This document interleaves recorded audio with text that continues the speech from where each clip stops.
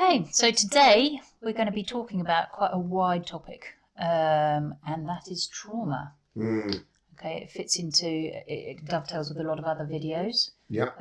But really, we're going to take a bit of an overview of how you see trauma. Trauma can be a physical trauma. You can be in a car accident. You can have a physical injury, and you can have psychological injury.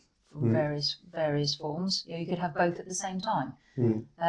But how trauma gets stored in the body, how I've perceived trauma through my work has been very different, and how I've dealt with it to what I've understood from you since working with you. So when you give them that point of view, because you were saying to me earlier on that trauma, because obviously you're a hypnotherapist, and the way you've learned to approach trauma changed when you got involved with me. Yes, I mean, from my learnings within hypnotherapy and sort of psychotherapy, dealing with trauma, finding trauma, it's not always evident when you first meet somebody.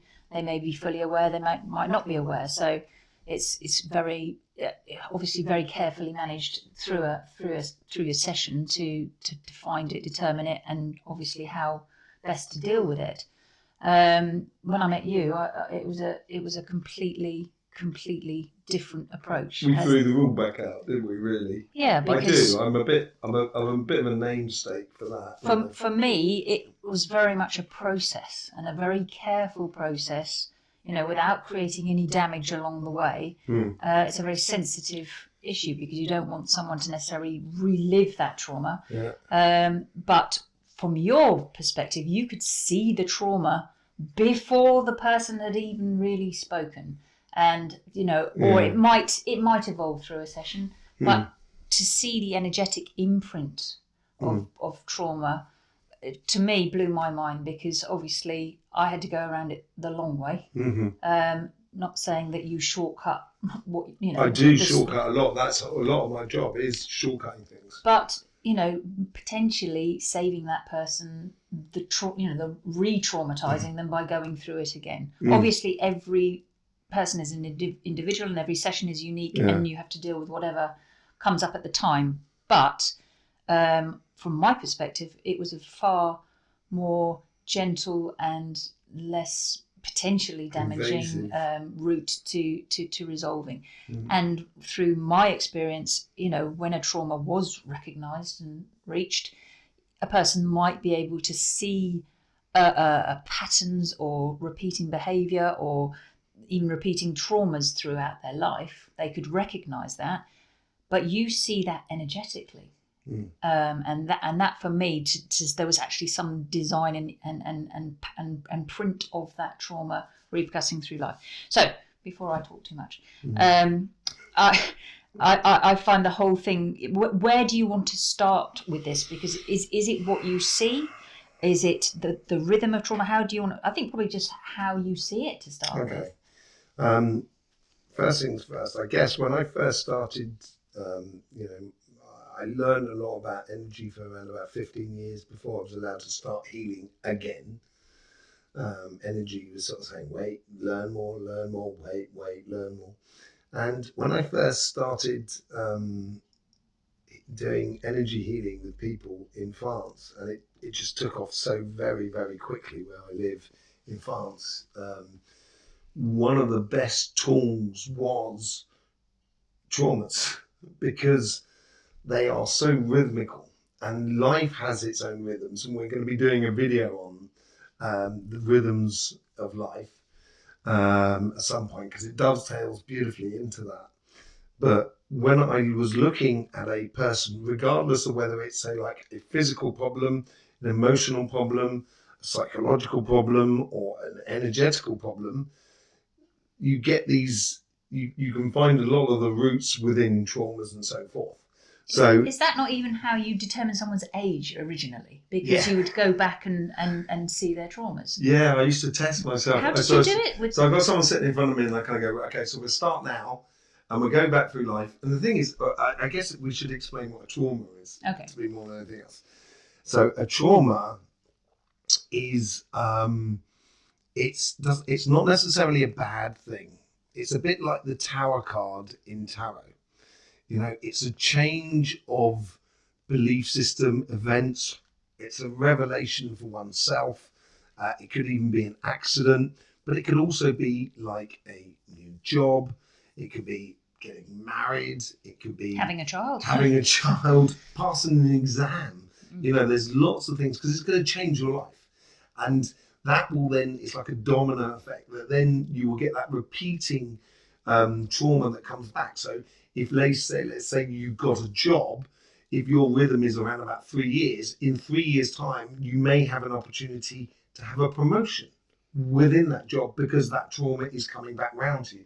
So you can actually use traumas in a very, very... And like moving house, as you said, moving house is a big one. A classic thing. I moved house with my family every 7 years. And without realising it, when I left home when I was like 19, so I only got really to the last, I got only sort of 2-3 rhythms out of it. And even after that, I was moving every 7 years. And that's been systematic within. Yeah, it's my moving pattern within me. So is it relevant when traumas happen within the rhythm? Yes, within the personal life of the rhythm. 3 years, you said, if something happened to you when you were 3 or something happened to you when you were 18 months old. Yeah, but it's also something that you've started, as a rhythm, say like, you started doing a newspaper round when you were, say, like 13. And then when you were 16, you got a real Saturday job. And we create these own rhythms that are, according to us. And it depends on the star sign. It depends on lots of things about the person, their parents, their family connections, which is a huge thing as well. But, we create these repetitive rhythms and we tend to have like seasons of them. So sorry, I interjected. So when you were first looking at somebody and you... So if I go back to the first way of looking at someone, say, just to sort of like, I'm almost... it's like you're like a junior doctor and I'm like testing a lot of things out. So I've got someone sitting in front of you. Obviously, you can turn around and kind of go, I think that person's around about 48. We've all got that sort of thing, But what I'll do is I'll say, look, what we're going to do is we're going to look into traumas. Traumas can be anything. Can be a death, a rebirth, moving house, new job, divorce, getting married, having a kid. Lots and lots of different things. And I said, look, I just want to see what your rhythms are in your life. So I'll start with now, and then I'll work my way back. So I kind of go back and I kind of go, okay, so what happened 3, 4, 5 years ago? And trauma can it can take 3 or 4 years sometimes to put a trauma in place. So is it like a marker then when you look at it? Yeah. So then you get these markers and then you start kind of going, okay, so that's when you lost your job, okay? And then what about 10 years ago? Okay, that's when you moved house. So you moved house. And then you go back sort of like 14 years. Oh, look, there's another thing with the job. So then you now starting to realise you've got a 7-year rhythm within jobs. And then you go back 20 years and so you've got a 10-year rhythm in house moving. So you can see these sort of different rhythms within the person. And obviously, let's say you've got 10 and 7, when you get to 70, those rhythms are going to combine. And once you get to smaller rhythms, you get a lot more combinations. And it's those combinations there where that's where you can create problems and so forth. So that could be a big impact, say, at 70 in a positive or a negative way. Yeah, just to get back to the idea of how old the person is, I would go down. So I'd be going down through all the traumas, gradually going back down. And I'm kind of going, okay, so now we're looking at, say, 45 years ago, something happened and stuff like that. And I'll kind of go, I think it's probably, and often I'll be saying this, rather than them telling me, because people you throw random dates at people and they're kind of go, what's going on in my life you can't remember back to. So I tend to sort of kind of going, so that was 45 years ago. Was your brother or sister born at that stage? Oh yeah, the brother and sister born. Okay, so you lost your seat on the sofa in the family dynamics. So you lost that. Then you go back and you go, oh, so that means you're 48. And they're every time it's just like, yes, yep, 48, that's true. So you kind of connect with someone and they remember things. Do you get like pictures of things that may have happened? Okay, the best example I have is a priest that came to see me in the early days, and I think he was also checking me out. An old priest, lovely man. He was like, must have been 80, between 75 and 85, something around that sort of time. And he was having problems with one of his knees in particular.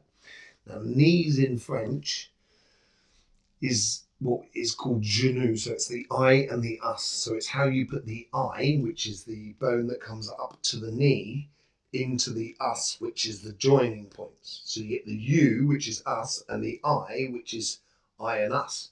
And it's how you put the us in I, or I in the us. You know, and how I put myself into the world around me, or how I allow the world around me to put into me. You know, it's a natural sort of thing.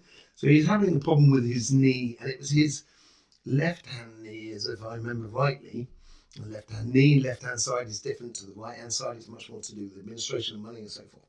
And I was talking to him, and I was looking at his knee, and if I bring his knee back up, you know what I mean? He's passed on now.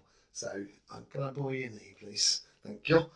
So I'm looking at his knee, and I kind of like, when you're doing the energy healing, as you give in discharges of energy, and it makes it click. So, you know, when I'm clicking on something, I'm trying to work on something. In fact, I know someone else with a bad knee. I want to have a look at their knee. And I can click on that knee as I'm working on it. And now I'm just going to unfold it there, put it into place, and there you go. That's the last click. It doesn't click after that. I can try it as much as I want, and it's going to hurt me if I try and do it. You know what I mean? So let's go back to his knee on the other side where I know there's a problem, and it starts clicking again. Straighten it out, and last click.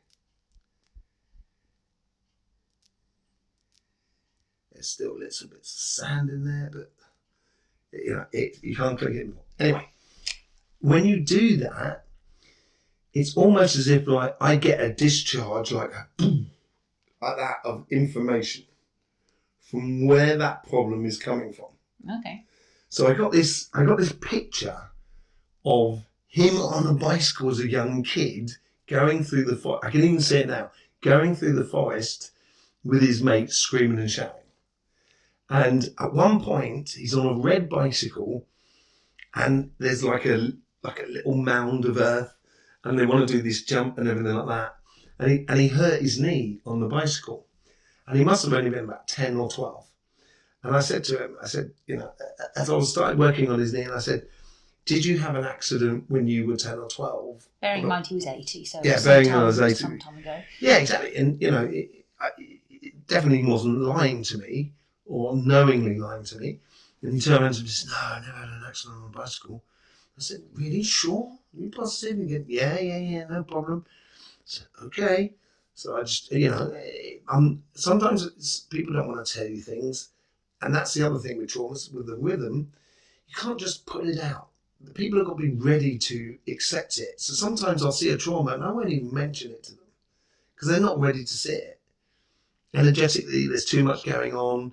If I was to sort of try to help them to unpack that now, it would probably send them off in a bit of a, off the march, as it were, rather than helping them out. So sometimes it's all about a rhythm. Sometimes you got to reapproach that. So this priest was not having a bar of it. He was not having a bar of it, and I continued on working on the rest of the body. He had also problems with the bad back and everything like that. And about half an hour later, he just went, "Do you know what?" And he sort of stopped the conversation we were having. He says, "Do you know what?" I said, "You had an accident on a bicycle when you were 12 years old?" And he went, "Yeah, I remember it now." And he was like this. He was like the little kid again. You saw his face; it was lighting up. The person who was obviously looking after him was in the room with us. She looked over and just sort of smiled and sort of like shook her head and said, "Oh my blimey!" And he goes, "Yes, I did." And I said, "What were you trying to do when you first had that accident that hurt that knee?" And he says, "I was trying to prove to my friends that I could do the jump." And I said, "Right, okay. What are you doing now at the moment in your life?" And he goes, "Well, I don't do much. I just do my usual priest things. I've got a few church sermons that I do every Sunday I do one church, next Sunday I do another church. And I said, okay, so nothing too hectic. And he goes, no, I said, but what are you trying to do with these sermons? And he went, I want to prove to my parishioners that I can still give a sermon. And I said, well, stop trying to prove it and just do it. Just do the sermon, my friend, and enjoy it. Shuffle off your mortal coil doing it. The pearly gates are going to be sprung open for you. And when he made that connection, that idea that he doesn't have to try anymore, the I and the us started fitting again. And he sat there and he said, do you know what? I can feel the pain just draining away down my leg. And it was a beautiful, sort of encounter. But, that sort of traumas, So, you can sort of, you can see it. You can see it just even within the physical world. Okay, so, bigger traumas, ones that maybe people aren't ready to see. How do you see, I mean, if we were to step into a difficult area such as some kind of abuse, physical abuse or domestic abuse or even sexual abuse, do you see specific markers on the body, within the aura, when you first look at the aura? Because that's how you tend to start a healing, is looking at the aura. Yeah, I tend to look at the state of the aura, see where the energy centers are really flowing and stuff like that. I can't really see chakras. Chakras energy that just goes too quickly, but you can see the ripples of the chakras as they go through the aura, and that's what creates the friction of the two frequency, creates the colors, as far as that's how I understand it. So you get these plumes of colors going around. But so I get that. And you can see traumas on the aura in senses of sections will be darkened and not very active. They're closed down because of a trauma. So as I was testing it, I do that thing about guessing the age. And my first time I was doing it with someone, because I was given no textbook. No one told me I didn't do Reiki. I never did any workshops anywhere in my entire life. I didn't have a textbook to follow. So I had to make up the textbook myself. So I started working on this one person, and I was kind of going, okay, let's just have a look at your traumas in your life like I did with everyone. And I was going down, okay, this is a trauma now that's been lasting for 15 years. Okay, it's now 20 years, 30 years, 40 years, 45 years. I'm kind of going, and we've seemed to have come, then I've got like 2 or 3 years where it's normal. And it's just like kind of going, the trauma has lasted their entire life. And I just said to the person, I said, the person that I was treating at the time, I said, what happened when you were 3 or 4 years old? And it was almost as if like you've got like an egg and you just went, and the egg just went, and all of a sudden the real person came out. Mm-hmm. And all of a sudden she started crying and everything like that, which is normal, And I sort of said, look, it's better out than in. Seriously, I know it's going to be painful for this next 20 minutes, but after that, you will feel elated, I guarantee it. And she said, well, I think it's about that time there that I was receiving abuse from a member of my family. And it was on an SEX version of it, because we're not allowed to say that on YouTube, so I have to bleep out earlier on. But anyway, it's that sort of trauma, and I'd never come across it. So I was inquiring, and so I said, okay, so what happened in the first 15 years of your life? And the person said, don't really have memories of that at all. And I'm not a young person. I'm a certain age, and I know when we're 20, it's difficult to remember what we were doing when we were 6, 7, 8, 9, and 10. But when you get older, you seem to get better memory of when you were a kid. So she just had no recall. Blocked it out totally, and because she blocked it out, it was a form of protection.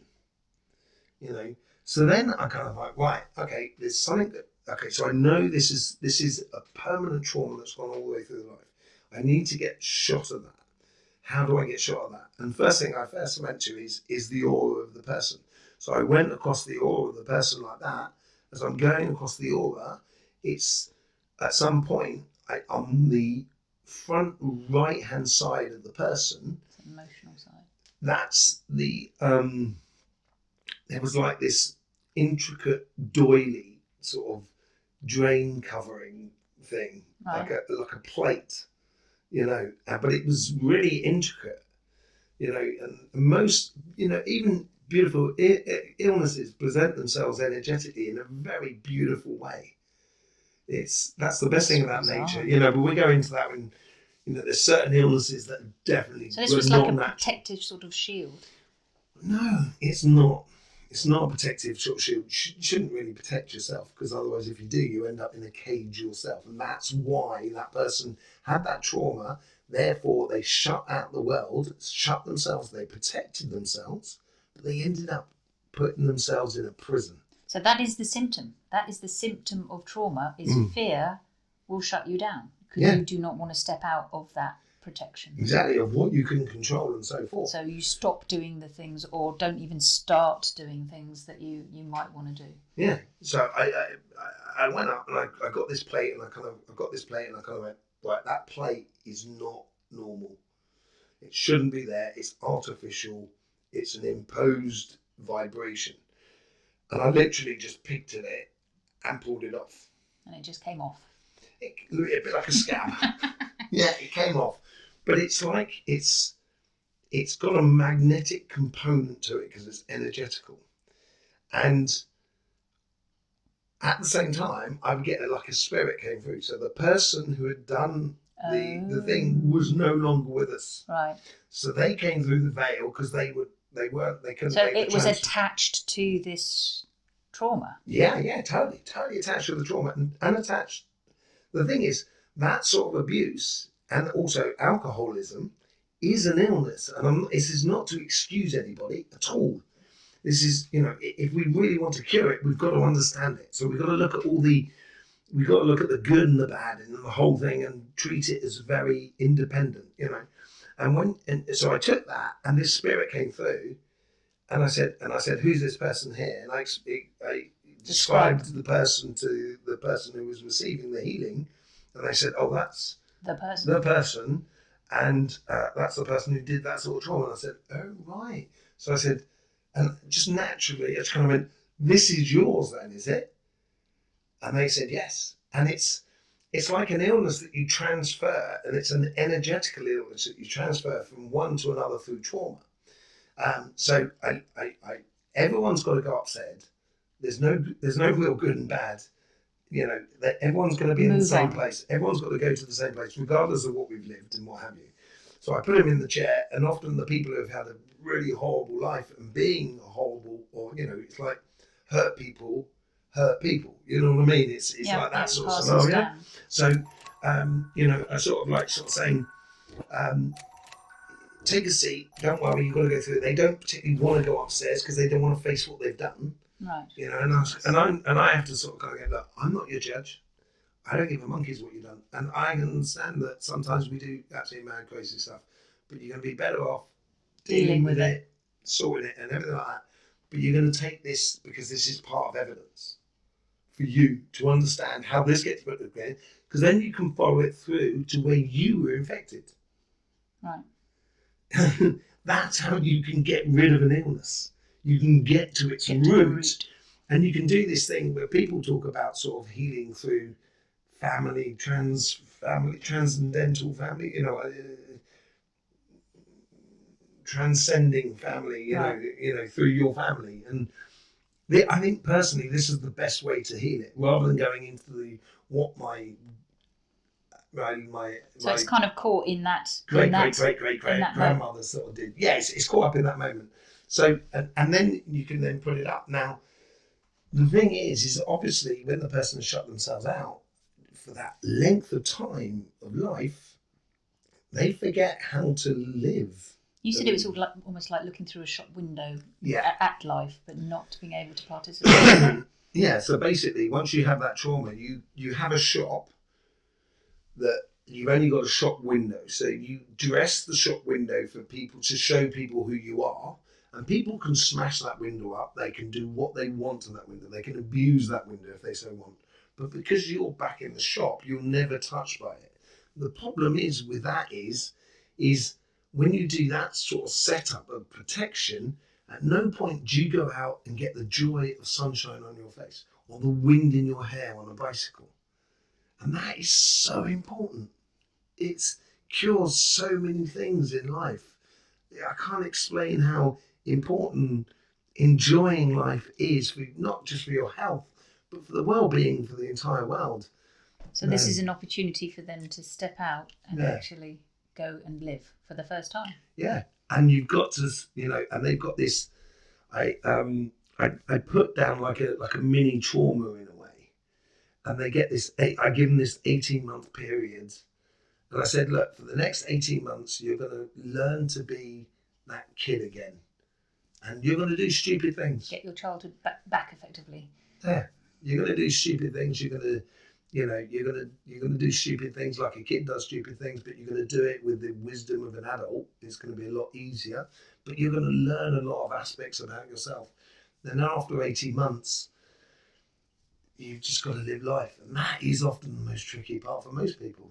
So traumas are. So do you see any other? I mean, you said about this intricate plate. Do you see any other differential types of traumas that you see? Do some present in some ways and some present in other ways, or is it all just like that intricate plate?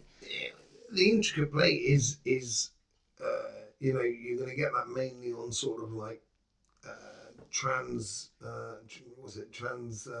going through families, coming transgenerational, right? Okay, sort of thing, because that's the only way to really transform it. You can't do memory cell does not go from one generation to another, apart from the fact that you take on the physical characteristics that comes from the DNA, which we did a whole topic on the other day about.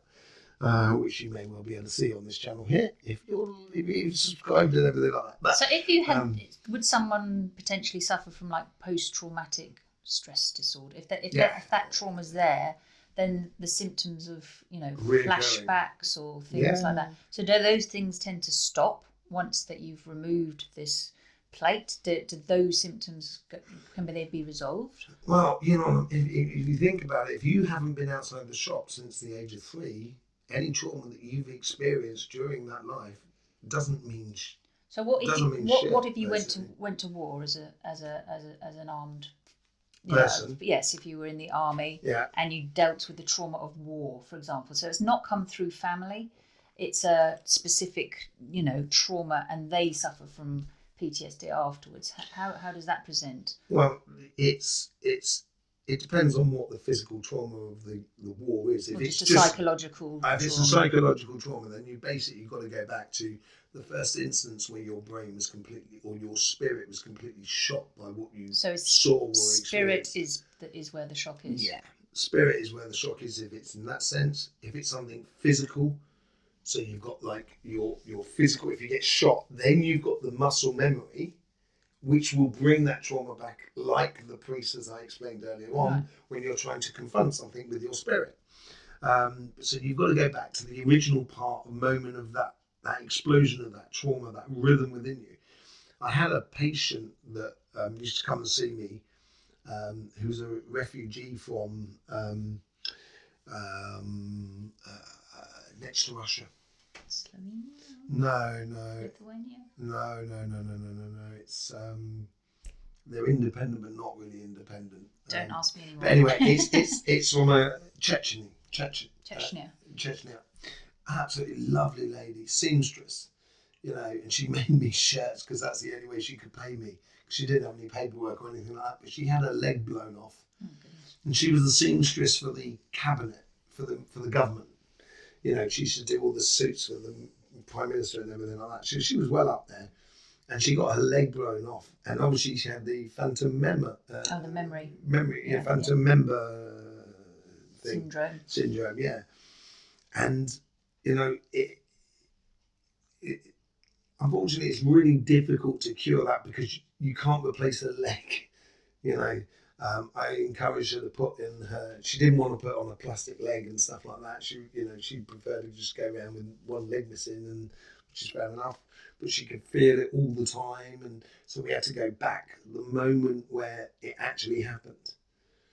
And you can only go so far when you've got an actual physical missing member. So you're limited. I understand that there's limits of what I can actually do in the way of healing and stuff like that. And so there, it was incredibly difficult because the body was constantly re-triggering the trauma. Right. You know. So as far as timing and rhythm and patterns reforming, can you just explain? So if you were to have a trauma when you were 3, does that mean literally every 3 years, 6 years, through your life, or can it be stopped when you've recognised the trauma, dealt with the trauma? Then can it be stopped? Yeah. Okay. It can be stopped, but also at the same time, when you're living it, sometimes it's difficult to see a trauma. So, for example, I moved house every 7 years, but every third 7-year cycle, I could move 4 or 5 times, and it's really chaotic. And I'm just coming to the end of that at the moment, and if I look back over my life, it's always get that sort of like, so sometimes it's a little bit difficult to see the rhythm of the trauma in it. And understanding that if you've got something that happened when you're 3, it may happen when you're 6, but it may not happen when you're 9. Why is that? Well, that could be because it's like a missing loop in the rhythm.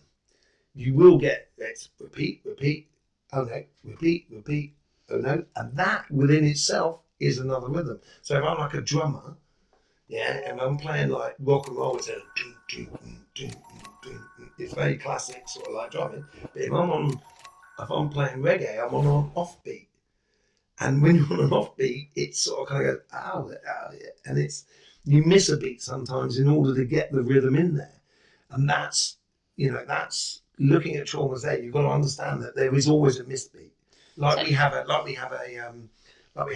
what's it called, an extra day in the year, So it's incredibly long. The topic is very broad, but something that people could even do at home is look at their own traumas. If there's something that they've specifically, I did this. I'm bringing this up because I did it. Oh, okay. And you find a specific point in your life. I think 6 was the first time that I recognised it, but we did it and we looked back and it was actually 3 because I got lost on holiday somewhere. That's right, yes. And then I literally went through my life on the 3-year rhythm. And lo and behold, something major had showed up and it was mind-blowing. And it's just something that you can do at home, is just get a piece of paper and a pen and just start writing it down. It's like a log of your life. And then you suddenly get realizations of oh look at that, and you can see the patterns forming on the paper, and it's a great thing to do. And then the moment you become conscious of it, obviously you can see it arriving, or you see that window of opportunity for it to happen. If you can change your life on your side, you can within that avoid year. Avoid it within that year. The next 3 years after that, it may turn up in quite a long distance, and then as it comes more, you said it can kind of convert it or invert it, which is fascinating. Well, it's a bit like a comet. It goes around the sun and it speeds up in that section, and if you can push that comet slightly off its trajectory by 1 degree, next time it comes around, it's going to miss you by miles. You know what I mean? And that's how you can. That's why you've got to be conscious and proactive within your life. Yeah, that's why just writing those things down is just being aware of it. And I think what everybody, because the thing is, you can create a trauma by kind of going, I hope I get this right. Do you know what I mean? I've got to get this right. I can see this trauma coming up. I want to be, Right. Putting too much pressure on it. And that can create its own trauma. So you don't want to do that. So in order to stop doing that, one of the things, if you really want to learn about yourself, about energy, about how life works and how you integrate life within your life, you've got to accept that you're going to make mistakes. Everybody makes mistakes, and we don't ever stop making mistakes as long as we're pushing the boundaries. To learn, because you learn there is no such thing as long as you get the learning from it. So just take the pressure off, because when you do get it wrong, you learn something. When you get it right, it's because you've learned it. And it's also, there's always positive, through my work, there's always positive out of, however black it looks, something positive will have come out of that. And it's just a stepping stone moving forward in your... Every cloud has its silver lining, as it were. Anyway, we have way over talked this video. No, there's so much more to go into. There is. This is I could have gone into so much more other stuff, but a tip of the iceberg. But absolutely fascinating to see how you energetically see trauma and how you deal with it, and the number of people that have benefited from this work that you've spent 30 years putting together, constructing. I think this work has always been there, and put people back on their path, and living life to the full again, which is amazing. It's always brilliant. So, but we will, we're going to look at the whole mental health thing as well, looking at some of the symptoms of trauma, the depression, anxiety. We'll be stepping into more detail on those topics that also family dynamics and the rhythms of life. If there's any topics you wish for us to focus on that we can look at, or I can look at in an energetic way, that would be great. Then please do pop it in the comments. It's always good to have. We tend to respond to every single comment we get. I don't think I've missed one. If I do, I'm traumatized. I started another rhythm. That's probably my fault. But so it's it'd be good to hear from you. Good to sort of hear what you think about it all. Also, it's good to hear other people's experiences and stuff like that, because it helps. We learn from everybody. Exactly, we're all collective learning as well. We're all in the same boat together, and we should really be enjoying and evolving. Yeah. Brilliant. So until the next time. Thank you very much for all the support you give to this channel. Don't forget, life should be fun, so please do enjoy.